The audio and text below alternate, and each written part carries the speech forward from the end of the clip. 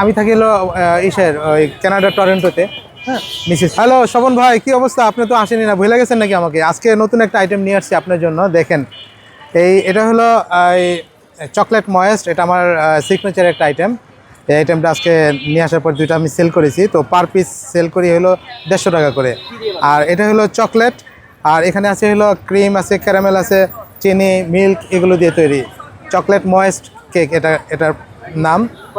এটা হলো, এখানে আছে হলো 8 পিস, এর মধ্যে আমি দুইটা সেল করে ফেলছি। খুবই মজা, অথেন্টিক একটা কেক। আর এখানে আছে হলো এটা অ্যাকচুয়ালি কানাডিয়ান রেসিপি।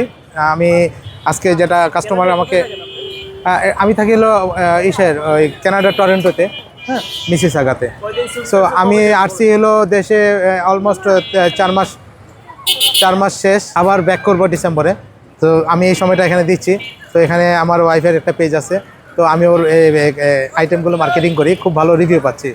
সো আজকে নিয়ে আসছি হলো চকলেট কেক, আর আছে হলো বাটার স্কচ। আর এখানে আরেকটা আনকমন একটা কেক আনছে, সেটা হলো কফি।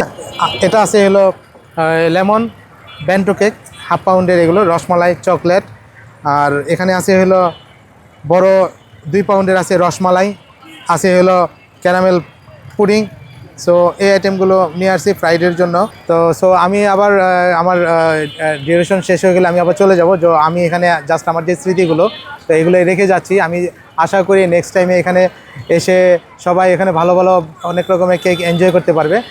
আমি মনে করি যে আমার নির্বাচন ভবনের সামনে এখানে আসলে আমি না থাকলেও সবাই এখানে আসে, পাবে, বিভিন্ন রকমের কেক পাবে।